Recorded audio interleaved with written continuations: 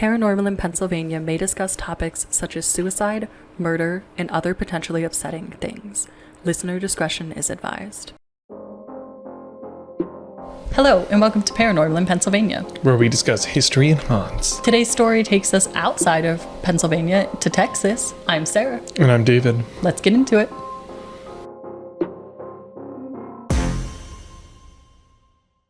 This season, we're being sponsored by our friends at Haunted US. They travel the country bringing you real stories of American hauntings every Thursday at hauntedus.com. This ain't Texas. Ain't no hold 'em. You'll get his copyright strike. I sound just like Beyonce. I've been thinking about that all day. Okay, so Texas, specifically San Antonio. So we went here in May? Okay. Or May was April. I think Spring. It was April, then, yeah. And we were planning definitely to go to the Alamo. We were planning to stay in a haunted hotel. But what we didn't realize is there were so many haunted locations. So we're going to hit 4 of them. The first is the Gunter, and that's the hotel where we stayed. You mean the Günther? Is that actually how you pronounce it? I know you were saying that the whole time. It is German, so... Oh, I thought you were just joking the whole time we were down there. No. It was a cool experience to stay in a haunted hotel. And it was really a beautiful hotel. It was very pretty. The lobby's immaculate. Like marble everywhere. Yeah. It's very pretty. And so some history, it'll be a bit different than our regular episodes because we're going to do the history and the paranormal stories of each location all together. But to start with some history, the building has almost consistently been a hotel since the 1830s. It's very close to the Alamo, and locals say that all of the grounds nearby the Alamo are actually haunted because of the residual energy. In 1851, it was briefly an army outpost, which is the part where it wasn't a hotel. And part of its, the part that wasn't a hotel, it was seized during the Civil War and then eventually returned to the owners who put in a railroad by the hotel, which only increased the popularity. Makes sense. It's a happening place. It became the Günther in 1909, and it had 8 stories and 301 rooms. It held the record as the tallest building in San Antonio, and then it added another floor in 1917 just to secure its claim, which I think is interesting. Yeah, kind of like keeping up with the Johnsons. Right. Like, oh no, we're going to add another floor. Why? Yeah. Because we can. Because we want to make sure we're the tallest. Weird flex. It is not the tallest building in San Antonio anymore, for the record. It's not. But in 1917 it was. In 1965, a murder took place in one of the guest rooms on the 6th floor. And this is like one of the big claims to the haunts. So now moving into the paranormal things. First is the 1920s flappers. They have been lovingly named Ingrid and Peggy by staff and the locals, which I don't think those were common names in the 1920s, but maybe I'm wrong. And apparently these were women that worked near or in the hotel. Ingrid is seen in a white dress almost exclusively on the upper floors of the hotel, and Peggy was not described, but people do report that that she stays on the lower floors of the hotel. What's a flapper? A flapper? It's like the 1920s dancer. Oh, okay. Yeah. I'm with you. Yeah, like the na-na-na-na-na. Yeah. Like Great Gatsby. So people report that the two spirits don't like each other and that they try to avoid each other. And there is suggestion that they were either rival starlets or rival prostitutes. Those are different professions. Very different professions. I kind of like the idea more of like hearing ghosts fight. We've never heard of ghosts fighting each other. Right. But that'd be interesting to be like have an object get thrown across the room and it's like, oh no, that's just like Peggy. She's pissed at the other mad one. at Ingrid. Yeah, Ingrid and Peggy are having it out again. Ingrid just decided to come down to the lower levels today. Why'd you do that? I think it's interesting because we stayed up on higher levels, but we also spent a decent amount of time in the lobby. Mm-hmm. But we didn't see flappers. No, we did not. Sadly. That would be quite a memorable thing to see. Right. Like those type of people would stick out. Mm-hmm. There's also a really cool speakeasy themed bar that opens Fridays. We went there. I'm so glad you said that. Oh. The next one is a really cool piece of history. There's a famous blues musician, Robert Johnson, that actually recorded at the hotel in a room that they've turned into a speakeasy. And it actually is a really cool room. It was like all wood, and it's off the side of the hotel. They had good cocktails. I think I just got a Coke, but... Yeah, you just got whatever, soda, something. Yeah, they had a good cocktails list. They had a good happy hour. And they were playing like old like black and white movies. They had 2 TVs to kind of like fit the theme. So that was cool. Yeah. And allegedly, because Robert Johnson recorded in that room, he still lingers today. Some people claim that Johnson made a deal with the devil to achieve fame because he died at the young age of just 27. Some suggest he was killed by poison in the liquor bottles, but the cause of his death isn't actually known. And he's drawn to the hotel and seems to haunt room 414, which is the name of the bar, and the lobby area. Oh, so close. Could have been 412. Yeah, but it's not. Shame. For people that don't know, that's the Pittsburgh, Pennsylvania area code. I feel like context is needed if you're not from Pennsylvania or Pittsburgh. I guess that is fair. We are paranormal in Pennsylvania, not paranormal in Pittsburgh. And this is an episode about Texas. So that's really interesting. We knew that the bar was haunted when we were in there, but I didn't get any feelings. Did you? No. I mean, it was also fairly early. Like, we were there right when they opened up. Mm-hmm. So I wasn't getting much of a feeling or anything. Just, my old fashioned was quite nice. Yeah, and it's cool because it's like a period themed bar. So the most famous haunting, like I mentioned in the history section, is that of room 636, the room of the murder. Apparently, Albert Knox murdered an unnamed woman with a .22 and then tried to dismember her body and flush it down the toilet and bathtub drain. And I don't mean to laugh, but what a plan. I guess you gotta dispose of a body somehow. And if you're not in your right mind, you're like, how could I do this? I don't know, flush it down the toilet? You gotta chop it up real fine, like. Well, indeed, he had purchased a meat grinder from Sears the day before. Nice. Make homemade sausage. I am getting the chills thinking about it. So, people say that the murder replays in room 636 nightly, waking up the visitors in there. One guest saw the apparition of the woman holding out her hands as if pleading for help in the middle of the night. And I think if I had known this full story and we had somehow checked into room 636, I would not have slept a wink. Why? Because you were ready for the apparition to appear, or? Yeah, because some people see the apparition of the woman asking for help. Some people see the murder actually play out as if it's on loop. And it's like, I like horror movies and stuff, but not in real life. I imagine seeing someone put a body through a meat grinder. I don't have a stomach for that. Well, I mean, depending on how much he chopped the body up, would it just kind of look like hunks of meat that he's throwing in there? But it's the whole murder that plays. Yeah. Yeah, so I think I would have been a little more spooked if I knew that one. The Flappers, okay, it's kind of fun. They have their rivalry. And then Robert Johnson, okay, jazz musician. And then it's and then a grisly murder. Yeah, and for some reason, I and don't quote me on this, but I believe that this is somehow also linked to the St. Anthony Hotel. Or that there was a similar murder, very grisly murder. St. Yeah. We'll get there. So that's it for the Gunter. The Gunter. I hope I'm not wrong on that.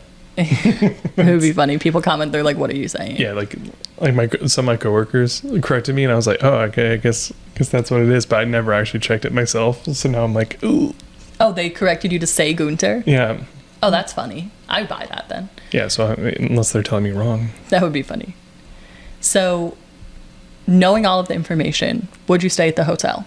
Yeah, happily. Would you stay in room 636? Yes. What if you had to stay there alone? Yes. Okay, because I don't think me or Erica would be interested. Okay. You'll stay in next door, and then I'll start banging on the wall, screaming. Yeah. I know. I was thinking that. It's if we ever go to investigate a haunted hotel and we are like taking shifts or something and Erica and I are resting, we almost can't tell you what room we're in because you'll come mess with us. It's like the Jim Thorpe Inn episode where you were like, and we're going to go through the walls to scare Erica. Yeah, got to keep the little like hallway or the little hidden passageways. And just start knocking on the door. So that's the Gunter. Moving on to the Alamo. And this is really just going to scratch the surface of the Alamo because I'm sure we could do a full episode on it on its own. Be haunted. It is haunted. And there's so much history you could do a podcast episode on the history of the Alamo. Oh yeah, there's a bunch of like really cool historic stuff and informational like placards that are outside of the Alamo without you even having to take the tour. Mm-hmm. So there's like plenty you can go to and see and read for free. Yeah, highly recommend. It was really cool. And it's just amazing because you think the Alamo, or I thought at least, that it was this big place, and it's not. It's fairly small. Yeah, the Alamo itself is small. The compound of the Alamo of the mission used to be much larger. Mm-hmm. But, most of that's gone now. Yeah. And unfortunately, we could only go into certain parts of it because while we were there, someone had rented it out for their divorce party. No, we don't know if it was a divorce party, but that was one of... I was talking to one of the... Rangers. Rangers that were there. And I'm like, so, how often did this place get rented out? What does it get rented out for? And he said one of the things that it gets rented out for that is always an entertaining party is a divorce party. That's crazy. And we couldn't even find online how much it costs. Yeah. It must be insane. But I digress. History. So many people are familiar with the Battle of the Alamo. The battle here was in 1836, and it was a fight for Texan independence from Mexico. And the building was a missionary to start. There were many missionaries many missions in that area. And the Texas Revolution started October 1835, and various battles followed that. And what was happening is the Mexican army was coming up into Texas, and the Texas army, I guess, was staying at these missions as holding points because they were typically on like the outskirts. So the Texans made a stand at Mission San Antonio de Valero. It was their home base. They had 140 men is all. And reinforcements came to bring that number to 189. But they went against thousands of soldiers from the Mexican army. Now, I was actually really emotional when we walked through here because I cannot imagine you have 189 men and you're going up against thousands of better equipped people. And that must be pure terror. It's like you and this wall. And there was one of the parts of it where they actually didn't have a wall there, so they put down tree trunks. And it's like this, there are thousands of Mexican soldiers shooting at you, and you have tree trunks. What? It just blows my mind, the heroics of it all. Mm-hmm. And they won. It just crazy. Okay, sorry. I'll get off my soapbox. So that's the history. Very passionate about it. I just think it's amazing. It is a great story. Great piece of history. Yeah. Story would imply it might not be true. Remember the Alamo. It's said that due to the aftermath of the battle, the grounds are very haunted because of the people that died that day. And in fact, like I said, with the Gunter. I keep saying Gunther, which is very incorrect. The grounds are haunted. The area is haunted. There's a lot of casualties there. Following the defeat, the Mexican general ordered some of the troops to return to just try to wipe out the rest of the people there. When they arrived, they saw 6, quote, devils with flaming swords guarding the building, as if they were supernatural entities keeping out this Mexican army. They circled the group and blocked the entrance, and the group became so scared that they retreated, fearing what would happen if they attacked these entities. It doesn't stop there, though. Visitors to this day report that they see spirits of defenders everywhere from the roof to right outside the front door, as if in their afterlife they're still holding their posts. As if they do indeed remember the Alamo. I had to make it. I had to say it. How many times can I say it this episode? Well, we're running on 2 currently. We're on 2. So do I hear 5? No, 5 is my prediction. Okay, we'll see. So some visitors to San Antonio even say that they see spirits marching up and down the streets surrounding the Alamo as if they're practicing marching formations. Nice. So what do you think of these devils with flaming swords? That's a weird one.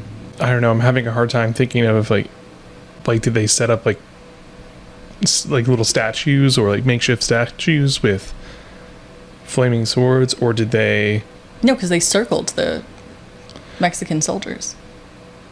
Right. Well, the Mexican soldiers were reporting that's what they like, these statues of, or like these devil figures.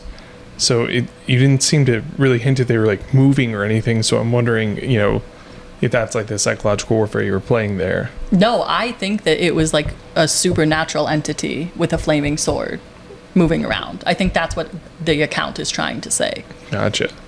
Like what? Like they could be devils or angels? Yeah, I mean, devils is the term that they used in the not first person article, primary source, but sure. It was also a different time, like this is the 1830s. 1830s. So the language that they used is a little different. How I feel like devil was used a lot to mean just like anything negative. Sure. So yeah, it could have been spirits. It could have been something like supernatural. Mm-hmm. I don't think we'll ever know. Yeah, because I was trying to think of how else they would get flaming swords. Like, how could you do that?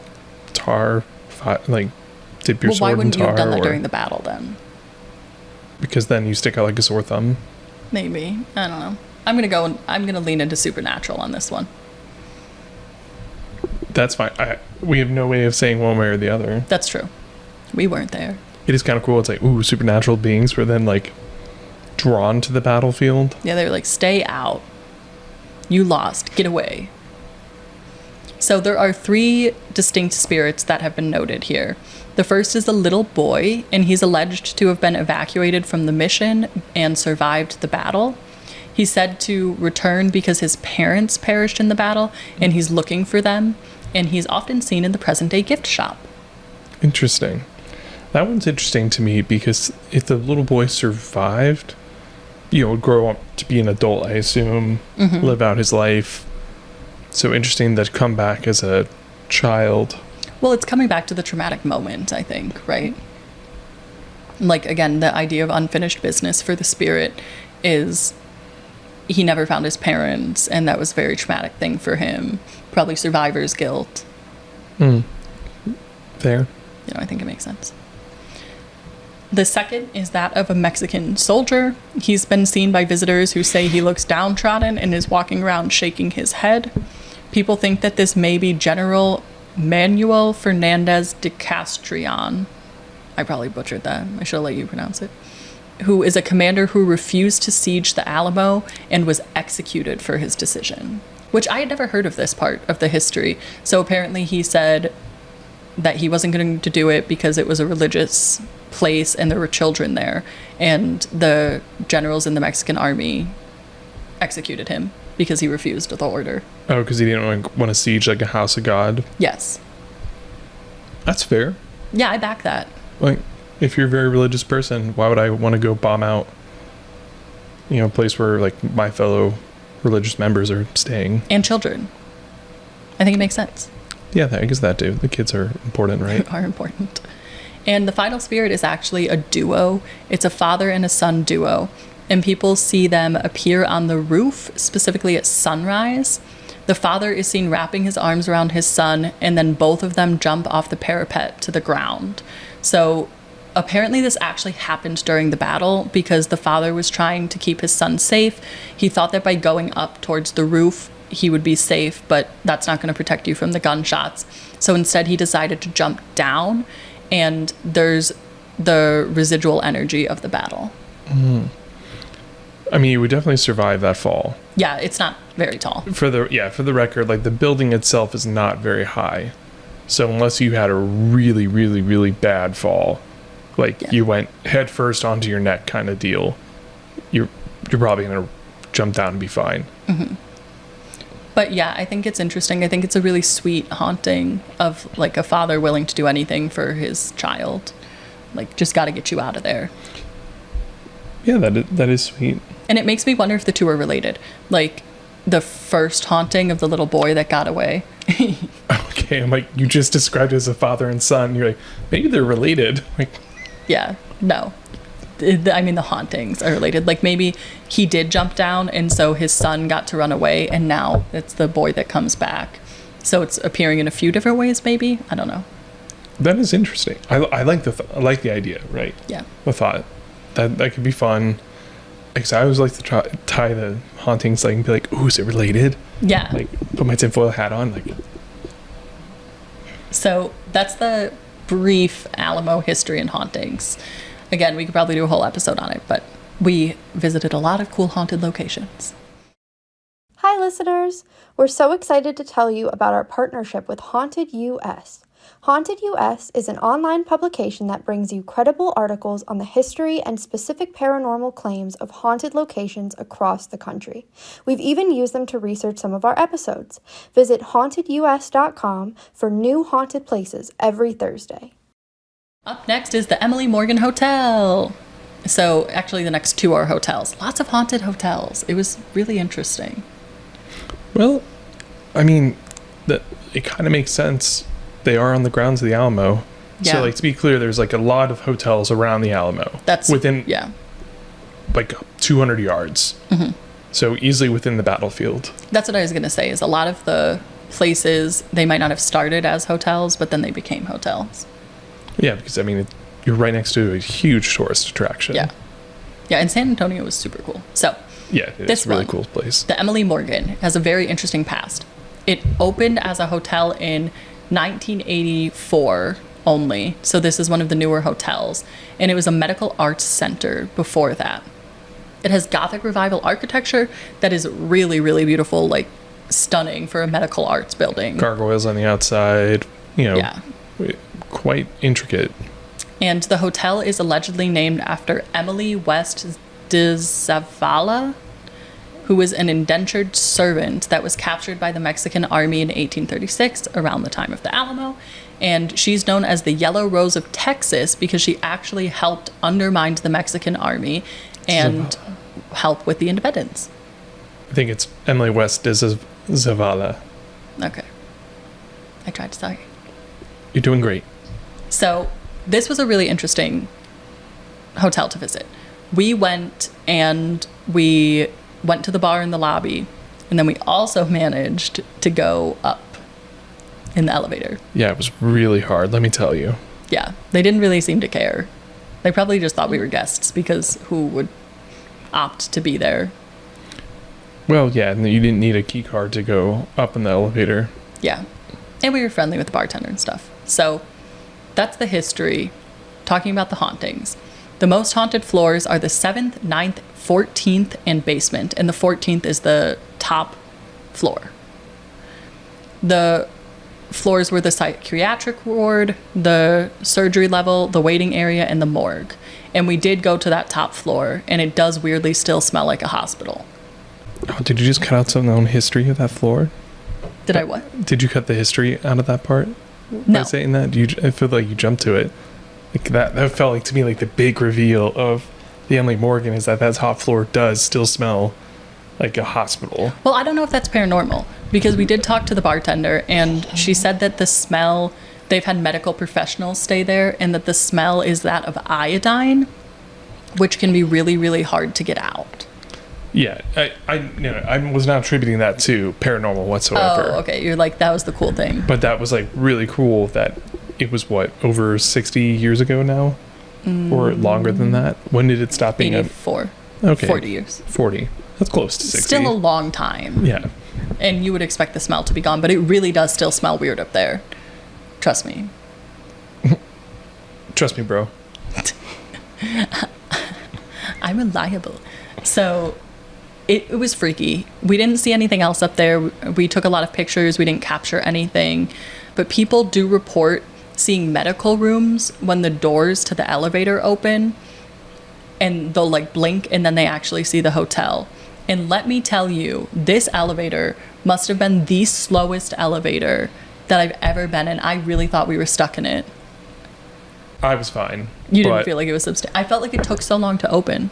I mean, The door certainly took its time to open, but I felt the speed of the elevator is just like, meh. I guess I didn't really clock it as like, oh man, this is very slow. Maybe I was biased because I did know this part of the haunting before we went. So maybe I was like, oh my gosh, is this gonna, like, are we gonna see it? Are we gonna see it? And we didn't. The 12th floor is also haunted and was previously the surgical level. Guests have witnessed doors to their bathrooms opening and closing on their own at night. Some people report hearing constant dripping in the middle of the night as if there's a faucet leaking, but they go and look and nothing's leaking. And indeed, sometimes the faucets are turned on, like full blast in the middle of the night. Which I was trying to think of how that could happen on its own, and I don't think that could. A faucet turning on its own? Yeah. I'm sure that there are ways, like a pipe failure or something, or like Right. some sort of like failure of the faucet. But then I assume that if it failed like that, you can't just simply turn it off, right? Right, yeah, not repeatedly happening. Yeah. I'm just thinking of the dripping. Depending on how loud that drip is, it would drive me up the Oh, wall. we would not like, sleep. I'd be like, where's it coming? If it's coming from somewhere, where is it? Yeah, we would not be sleeping. Not because of the paranormal aspect of it, just because of the sheer annoyance aspect of it. Yeah. I mean, if it was just like a small little, not loud drip, I'd be fine. You But sleep well. The incident, it's like that, really loud. Yeah. I'd be like, I can't do it, man. Where is it? It needs to stop. Yeah, it's like slowly driving you insane. People have also reported seeing flashing lights in their rooms and apparitions of nurses walking through the hallway. And a creepy fact, the swimming pool in this hotel is constructed out of steel that was used from the operating tables. Right? That's what it says allegedly. I think that's creepy. That's pretty morbid. That's dark. But I guess it's like, what are we going to do with this steel? Steel's expensive. I don't know. Repurpose it. That's a fair mindset. I just don't know if that... But then again, what are some really viable reuses of steel for operating tables? Like, what would a reuse swimming be? Pool. That you'd be like, oh yeah, that's totally fine to reuse. Another operating table. No, I don't know. Like a morgue table. Okay. Yeah, fair. I guess like it'd have to remain in the medical world. Yeah, I think so. But the instant you take it out, like, oh yeah, we just like took all that and repurposed it into a swimming pool. It's like, that's a little different. People died on those tables. Yeah, I don't think I would go in the swimming pool. Oh, 100% we're going in the pool. Ugh. Can we go on a splish splash? So the elevators and phones are said to have a mind of their own in this hotel.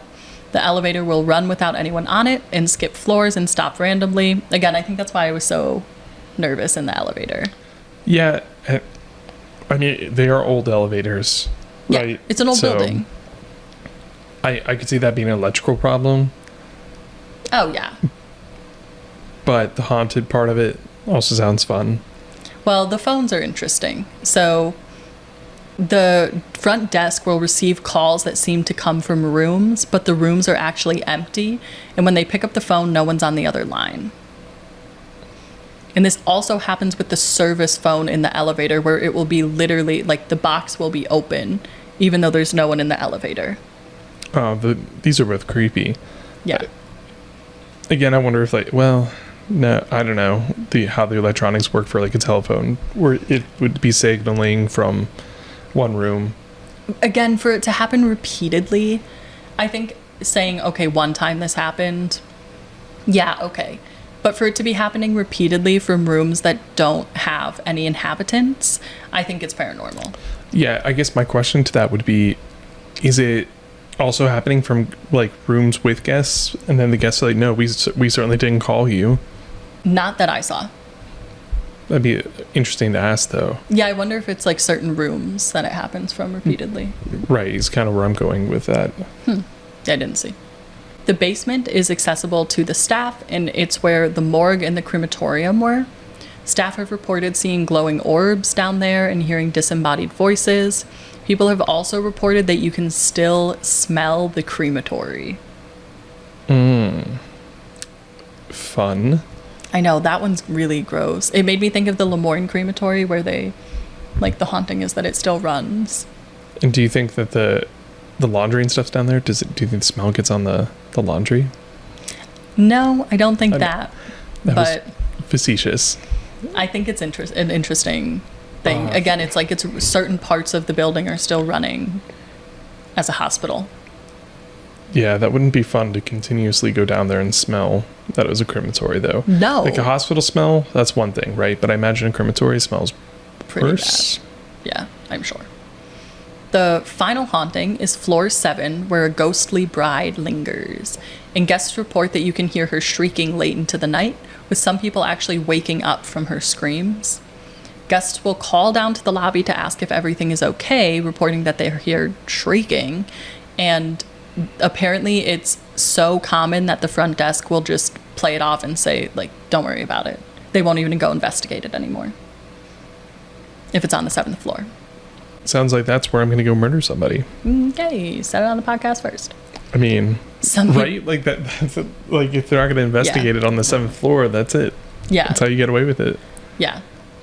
Some people also report seeing an apparition of a bride, and some people say that she looks almost translucent when they see her walking through the halls on the 7th floor. I mean, that makes sense for a paranormal figure. Yeah. It didn't say a lot about her, though. It doesn't say why is she shrieking. Okay, so I was going to ask about that. What was this? What floor was this again? The 7. The 7th. What was the 7th? Was that the surgical ward? You said? Psychiatric. Actually. I don't know. Maybe she had a breakdown before her wedding or at her wedding, and yeah, maybe she just wants it to be her wedding. Yeah. Okay, I could get behind that version. Yeah, I'd like to try to spin it positively, but based off the screaming that you're. It doesn't sound like there's. I don't think shrieking could be positive. Yeah, I don't think it's a positive shriek. Yeah.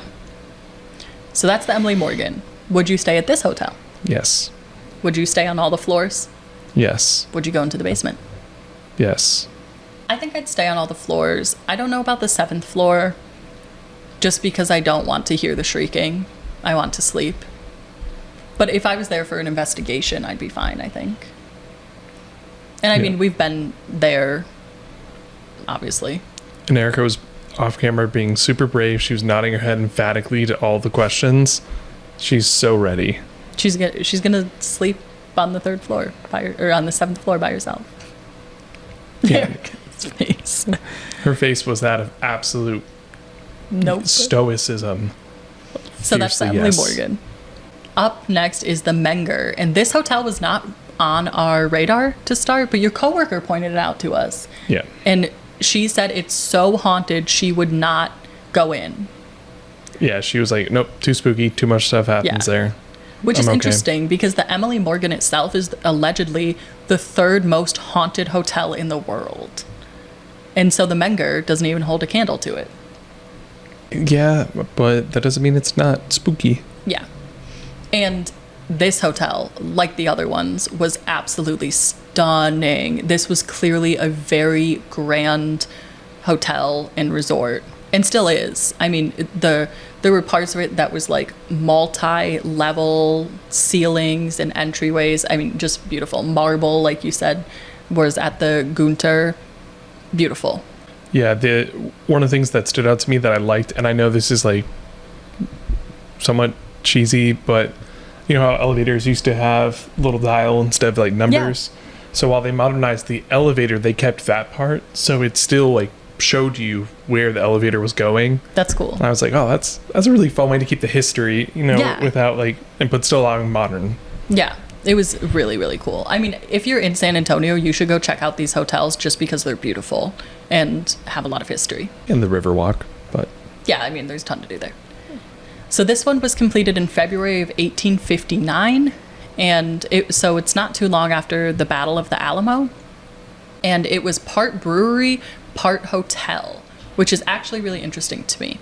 It was the result of a marriage between a boarding house family and a brewing family. So these like big tycoons just married off their children to create this business. In 1924, there was a terrible kitchen fire, and it climbed up the hotel, demolishing the 3rd and 4th floors. The night watchman managed to get the guests out, but the fire truck that came to help actually rammed into a streetcar, and that resulted in casualties. So then is it attributed to, like, do you then look at the fire of the hotel and it says like casualties like 2? No, I think it cited it as a separate accident. Gotcha. Yeah. So that's history. The place has some interesting reports of paranormal activity there, like beds fully levitating off the ground. Interesting. I don't know if we've actually ever heard that one yet. I don't think we have. That's a lot. That's a lot of spiritual residual energy. Yeah. It's like, that's a lot. It's a lot for me. It's a lot. People also report seeing strange translucent faces in the mirror beside them. And that, I know Erica hates knocking on walls. Mirrors are probably the thing for me. I hate that horror movie trope. It took me so long to be okay with looking in the mirror after seeing, I think it was 1408, where there's like something in the mirror, jump scares, whatever. Oculus is another one about mirrors. That's a good movie though. Isn't there also a horror movie just called Mirrors? Probably. It's Or such a Mirror? common trope. Like, you close the medicine cabinet and there's something over your shoulder. It's very common. And it just scares me because it feels like such a sensitive place. Like, the bathroom is such a sensitive place. I don't know. Where you're so vulnerable. Yeah, that's the word I was looking for, vulnerable. So, one notable spirit here is Teddy Roosevelt and his Rough Riders, which is, the historian in me loves this. I love this too. It's so cool. So they frequented the hotel on many occasions, and people say that you can still see Teddy Roosevelt's ghost in the Menger bar. And I don't think we went to the bar here. I didn't even know it had a bar. No, we walked past it, but it was, I think there was an event or something. It was absolutely packed. yeah, Like, there we was. couldn't even get in. Teddy Roosevelt was hosting a function there. So specifically, staff say that when they close up at night, the figure of Teddy Roosevelt will appear in one of the corners of the bar. It's nearly translucent and never moves, but will just sit or stand by the bar, which is interesting. It's almost like Last Call. Interesting. And I bet like you know, his attire like of suits and such wouldn't be so out of place that you might just like look at him and be like another man. Yeah, Like except in- the fact that he's translucent. That part, you know, just to, let me live my fantasy. I know. And I think it's probably something, again, that's been passed down from staff to staff. Of like, oh, it's Teddy Roosevelt. Because I think if a figure's translucent, that's a lot harder to identify than a full body apparition. Right, and I guess it depends like how translucent. Yeah, that's true. Since there are varying degrees of translucency. Translucency? Lucidity. I don't know which it is. I don't know. But, so he doesn't normally move. The amount Some of see-through. people have said, visitors have said that they actually think he's a reenactor, but that he will sometimes yell at staff when approached, as if he's, you know, trying to get better service, or will talk to other visitors and try to recruit them for the Rough Riders.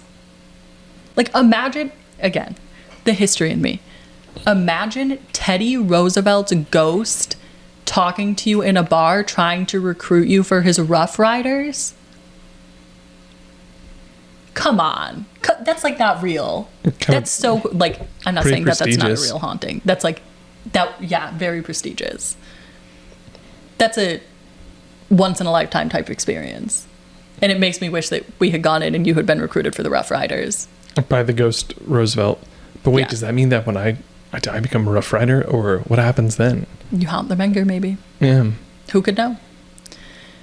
Another spirit there is Sally White, who was a maid in 1876. Her husband killed her with his pistol over a bad fight that they had the night before.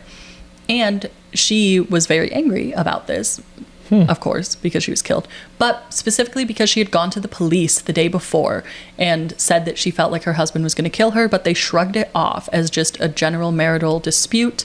And it was 1876, so they were like, go listen to your husband. Stop making him mad. Stop making him want to shoot you. She died 2 days later, and she actually, because she didn't have any family in the area, the hotel staff found her after the shooting, and she like had fled to the hotel. And her husband was never arrested for her death. So she has a lot of unfinished business. Yeah. So, Her spirit is seen today, specifically on the 3rd floor where she did pass away. And she's often seen walking with cleaning products or sheets in her arms as if she's still working in her afterlife. Some guests report that she will walk through doors or walls, continuing to clean despite them trying to talk to her. And we had a hotel that had that. I can't remember what it was. It was early on. Maybe it was Bucksville House. I don't recall. Yeah. But this one's sad to me. She tried to go for help and they didn't help her. I mean, that is sad. And she's still working. She's been working for 150 years, girl. Well, maybe like, I don't know. I'm spinning this a little bit positive of mine. It sounds like the hotel staff kind of became like her family. I did think that. Like, it sounds like it was a happy place for her, like a safe place. Yeah, so like even though she's working, it's like with her friends and like her close friends. So maybe that's positive. But man, imagine just walking down the hallway and you just see, somebody with cleaning supplies and they make a right and just walk through a door. Yeah. And you're just like, wait a second. Am I drunk? Yeah, am I hallucinating? Yeah, am I hallucinating? Is there carbon monoxide leak? Yeah, what just happened? Is there actually a door there? Right. So, knowing that, would you stay at the Menger? Yes. I would, too. In fact, I think if Gotta meet Teddy. What'd you say? Gotta meet Teddy Roosevelt. Yes. I would have pushed us to go to that bar every night that we were there. And if we ever go back, we're going. Because we're going to see Teddy Roosevelt. We will be going back. We will be seeing Teddy Roosevelt. Mark my words. I'm speaking it into existence. I felt like we did the Emily Morgan well. We did the Gunter. We did that. Well, we could go inside the Alamo. Yeah, we could go and take the tour. The Menger, this is the last beast we must conquer. I must see Teddy Roosevelt's ghost. I'm adamant. All right. We can definitely do that. So, those are the hauntings of San Antonio thus far, because we are going to go back. And you can be sure if I see the spirit of Teddy Roosevelt, I will be doing short form content or long form content to talk about it, because I'll be obsessed with that moment. Oh, yeah. Obsessed. So, just a few of the hauntings in San Antonio. There's so much to see and do there. If you're from the area or you've been, let us know what hauntings you have heard of in the area. You can reach out on social media. We respond to all of our messages. And you can also email us at paranormalinpennsylvania@gmail.com. Thanks for tuning in for this week's episode, and see what history and hauntings we talk about next Thursday. Stay spooky, my friends.